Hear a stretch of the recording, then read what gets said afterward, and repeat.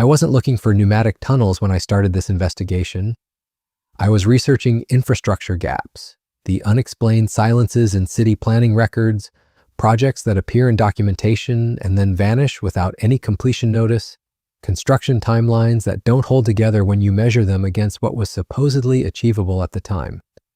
Standard archival work, the kind that produces nothing for weeks and then suddenly produces something you can't explain away. I found the tunnel beneath Broadway, not a rumor, not something passed between fringe circles and stretched beyond recognition. A documented tunnel, built in secret in 1869, completed in 58 days, open to the public, flooded with riders, and then sealed. Left exactly as it stood, with the passenger car still inside and the station ornament still intact, preserved in darkness for over 4 decades until construction workers broke through in 1912 and found everything waiting for them. Nothing had been touched. The tunnel had been sealed and forgotten while the city built itself up around it, and the official record simply moved on. The question that stays with me isn't how Beach built it. It's why it had to be buried. Alfred Ely Beach told the city he was constructing a postal tube, a narrow underground conduit to move letters, nothing structurally ambitious, nothing that would attract scrutiny from the political machinery controlling New York's development in the 1860s.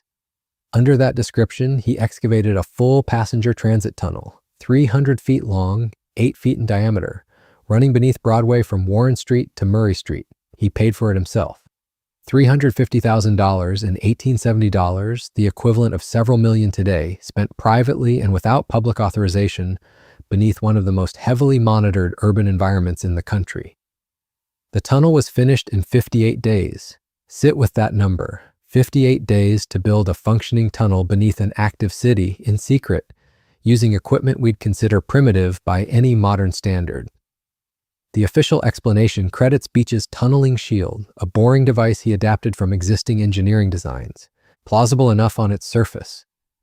But it says nothing about the ease with which his workers moved through that particular stretch of ground, about what they may have encountered while digging, about whether the path through Manhattan's bedrock came as any kind of surprise.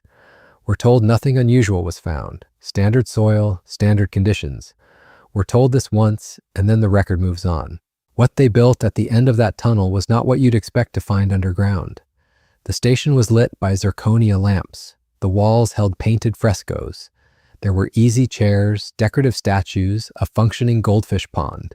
People entered through a clothing store on Broadway's surface, descended, and found themselves in something that looked less like a transit facility and more like a drawing room, from a building that had no business existing at that depth.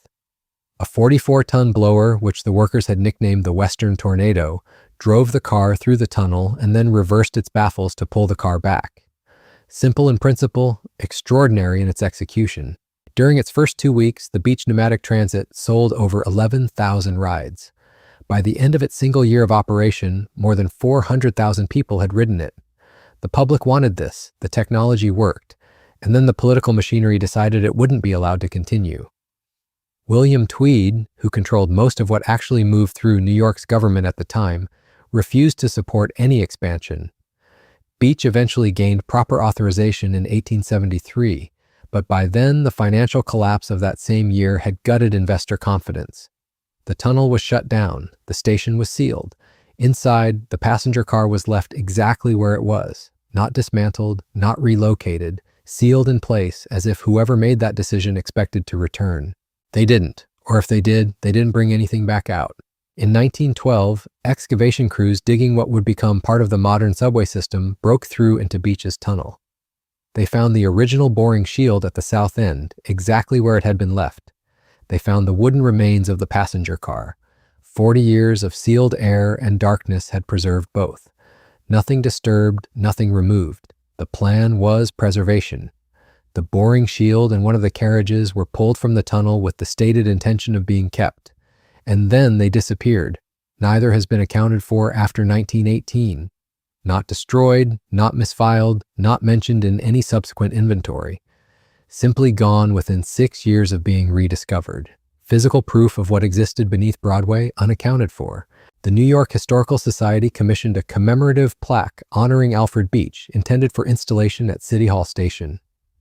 There is no evidence the plaque was ever placed. The commission is documented. The plaque is not there. This raises a simple but critical question.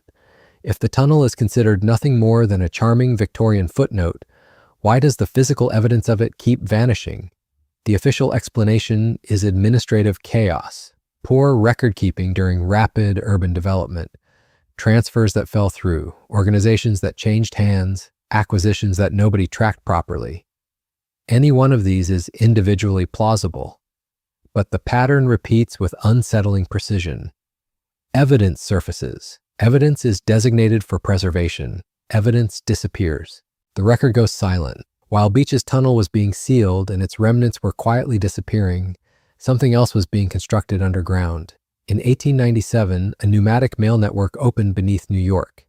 By the time it reached full extent, 27 miles of tube connected 23 post offices across Manhattan and reached into Brooklyn via the bridge. Each steel canister carried between 400 and 600 letters and moved at 30 to 35 miles per hour. At its operational peak, the system processed 95,000 letters a day, roughly one-third of all mail being routed through the entire city. Surface delivery routes that took 40 minutes were reduced to 7 minutes underground. During storms, when the streets became impassable, the tubes kept running. Congressional reports specifically noted that New York's businesses received their mail on time because the underground network continued working when nothing above it could. Workers who loaded and unloaded the oil-coated steel canisters were called rocketeers. There are persistent accounts, never officially verified, of sandwiches being sent through the system from a Bronx shop to downtown postal stations. Whether that's accurate or apocryphal, it tells you something about how thoroughly embedded the network had become in the city's daily functioning. New York wasn't alone in this. Chicago, Philadelphia, Boston, London, Paris all built similar systems during roughly the same period. The same architecture of underground communication threading through cities that supposedly developed these ideas in isolation. Then it all stopped. The New York system ran until 1953, when it was, in the language of the official record, suspended pending review. The tubes were never dug up, never removed. They're still down there beneath the same streets, sealed and silent. Pending review, as if someone fully expected to come back to it. The official explanation for the closure is cost. Federal assessments had labeled the rental payments exorbitant. The automobile was designated the superior alternative. A network that moved a third of Manhattan's mail, regardless of weather, was discontinued because cars, on paper, were cheaper. And the tunnels just stayed where they were, undisturbed. And here's where the timeline becomes something harder to dismiss. The theoretical foundations for pneumatic transit were laid in the early 1800s, with engineers in England proposing passenger carriages blown through tunnels by 1812. These proposals emerge in the exact same decades that Tartaria is disappearing from maps, in the same narrow window when massive, unexplained architectural inheritance becomes the defining feature of the century's historical record. Atmospheric railways testing pneumatic passenger movement operate through the 1840s and 1850s. By the 1860s, Beach is building a tunnel beneath Broadway under false pretenses, claiming it's something smaller, something less significant. By 1897, a 27-mile underground network threads through the largest city in the country. Then the systems close. The technology doesn't evolve into something better underground. It gets replaced by something on the surface, visible, observable, where everything can be seen and accounted for. Why would you replace a weather-independent, high-speed underground communication network with automobiles on open streets? Unless visibility itself was the point. Unless something about the underground specifically needed to stop being used. Unless the value of switching wasn't efficiency at all, but oversight. The silence was deafening. No serious investigation into what remained in those tunnels. No archaeological interest in where exactly they ran or whether the published maps of them were complete. The questions that should have followed the 1912 rediscovery, the questions that should have followed every subsequent discovery of sealed underground infrastructure from this period, were simply never asked.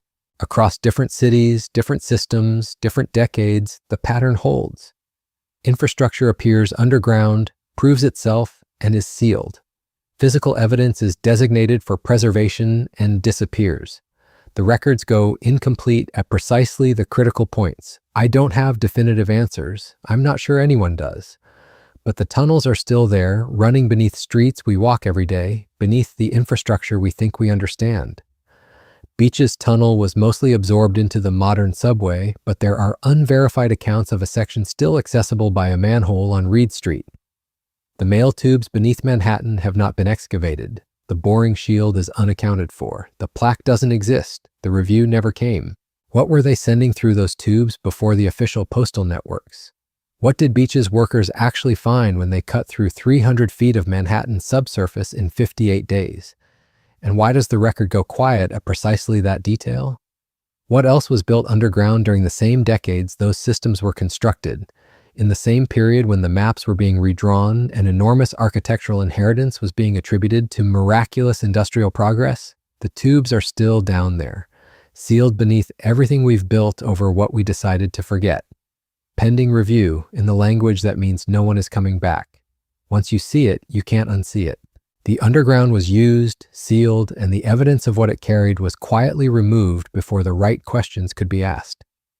And the tunnels remain in the dark, holding whatever silence they were given, waiting for someone to finally ask what they were really built for.